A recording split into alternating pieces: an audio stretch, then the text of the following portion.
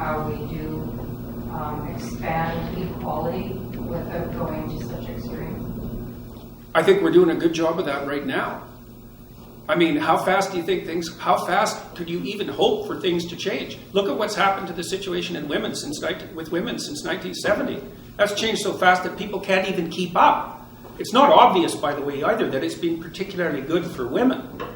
Now, you could make a case that it was good for society, maybe. It's a tough one, because the birth rate has plummeted.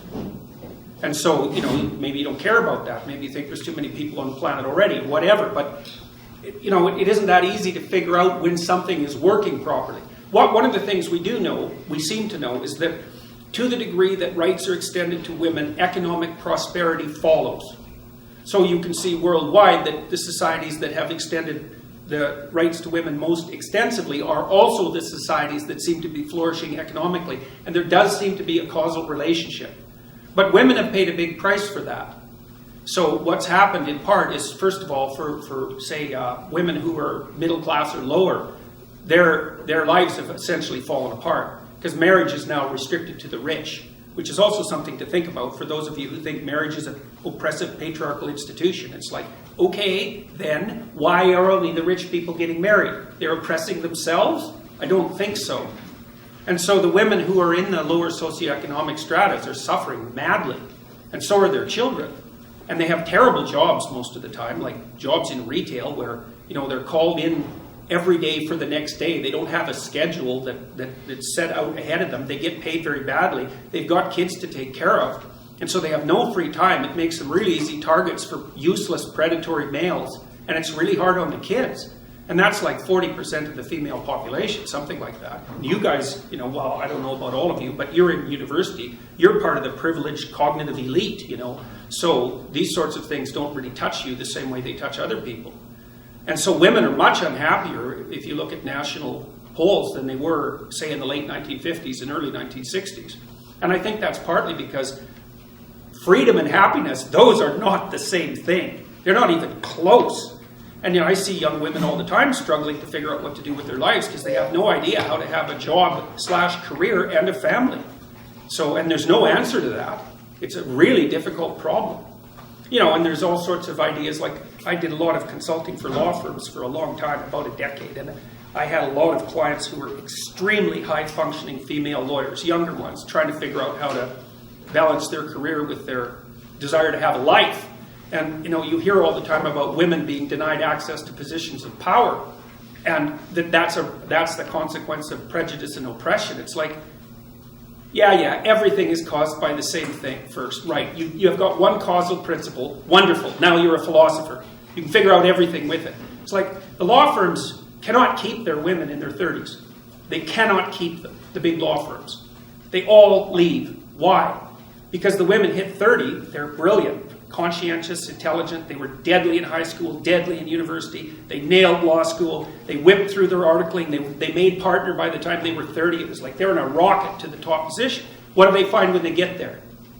80-hour work weeks, right? Because that's one of the things you want to think about. You think that the people who run things are sitting at home smoking big cigars and like telling their minions what to do. It's like that's like the 1920s millionaire that's on the cover of the Monopoly game. That's no sociological analysis. I know lots of people like that, and they work all the time, from the second they wake up till the second they go to sleep. And they don't just casually work. Because I know some of you go to the library for 6 hours and you say, well, I studied in the library for 6 hours. Like, no, you didn't. You studied for half an hour. And you had coffee and you looked through Facebook and, you went home and you said, well, I studied for 6 hours and you're happy about it. But bloody well you didn't. Partly because you can't. I can only read for about 3.5 hours till I'm done. And I'm pretty good at it. So these people who are running things, there's corrupt people, obviously, but the vast majority of them, first, are self-made, and second, they're so bloody efficient and smart, you cannot believe it. And they work 80 hours a week. And most of them happen to be men. And why is that? Because there are a small number of insane men who will do nothing but work 80 hours a week. And no matter where you put them, if you put them in the middle of a forest with an axe, all they would do is run around chopping down trees. So the issue isn't why aren't there more women in positions of power? It's why are there any men insane enough ever to occupy those positions? Because we also know, and the data on this is very clear, what's the relationship between money and well-being? Once you have enough money to keep the bill collectors from your door, so once you have enough money to stave off misery, which is sort of lower middle class, something like that in our society, maybe a little lower than that, extra money does not help you. It does not improve your life. So why bother with it? Well, that's what the women in the law firms think. It's like most of them, by the time they're in their 30s, are married.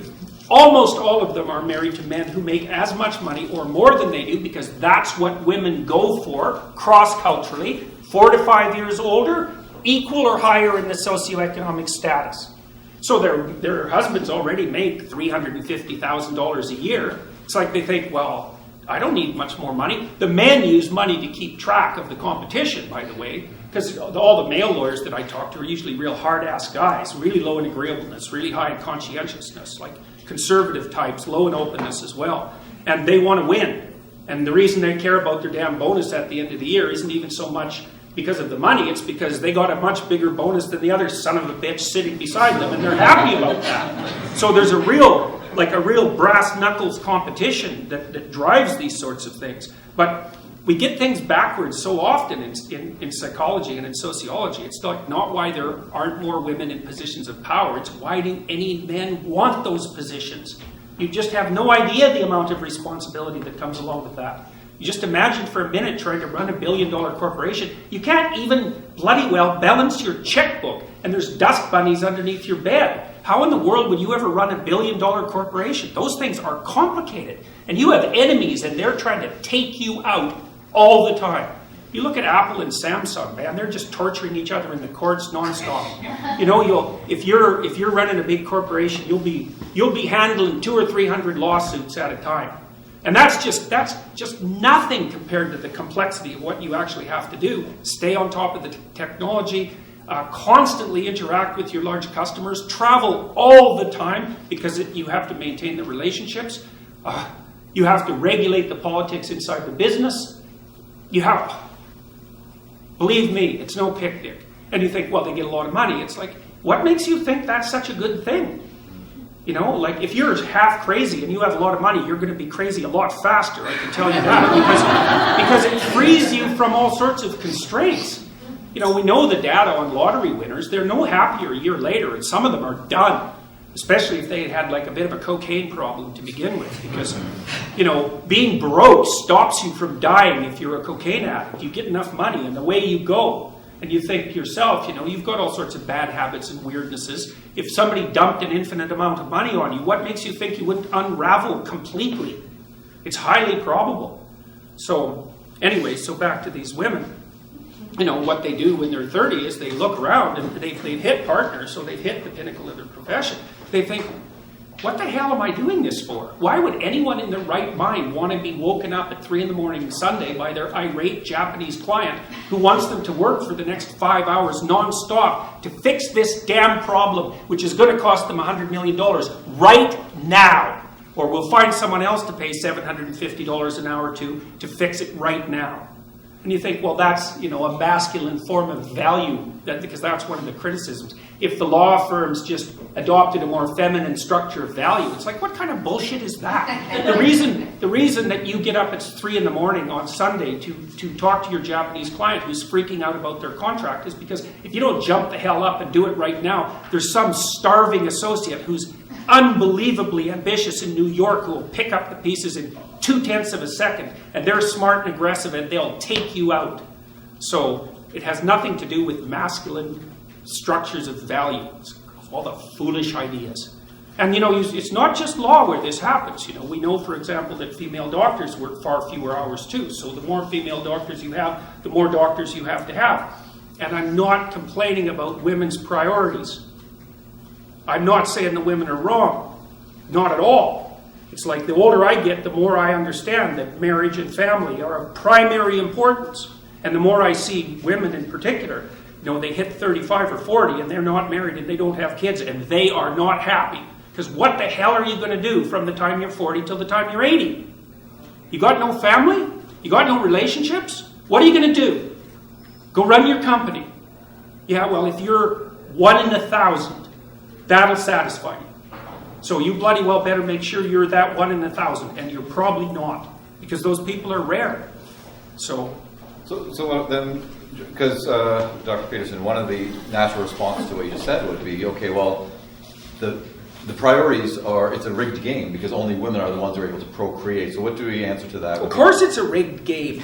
Obviously it's a rigged game. Women have complicated lives, and the pill has made them more complicated. Well, that's not, I wouldn't say that exactly, because, 100 years, in 1895, the average person in the Western world lived on $1 a day in today's money.